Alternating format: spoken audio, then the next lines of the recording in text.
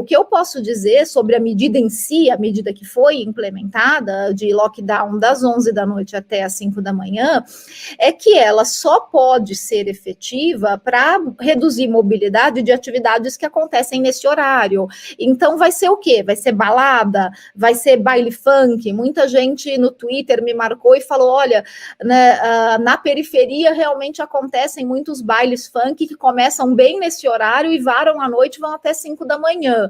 Então, poderia servir para isso, mas daí fica a dúvida, né, Mali, se essas atividades, elas já não são irregulares de qualquer maneira, então precisa de lockdown para você fiscalizar um baile funk, que é uma aglomeração que não deveria estar acontecendo e que também está atrapalhando a lei do silêncio. Então, já são atividades irregulares que a prefeitura deveria fiscalizar e fechar.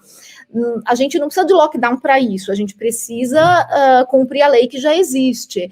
E para a gente realmente ter um impacto na transmissão, a gente precisaria de um lockdown realmente restritivo, e não um que vai interferir em atividades tão particulares quanto essas, e que nem são comuns a todas as cidades do estado.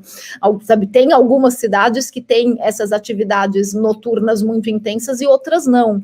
Então, precisa realmente fazer um mapeamento de quais medidas seriam mais efetivas em quais horários e ter a coragem política para implementar. A gente sabe que isso tem um custo político para o gestor?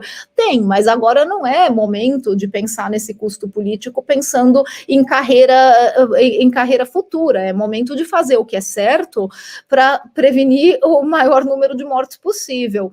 Então, a gente precisa realmente de medidas um pouco mais enfáticas. Se não for agora, quando? A gente está vivendo provavelmente o momento mais crítico da pandemia desde que começou. Então, quando é o momento de se colocar uma medida mais efetiva, mais restritiva, ou a gente está esperando o quê? O sistema colapsar para depois intervir?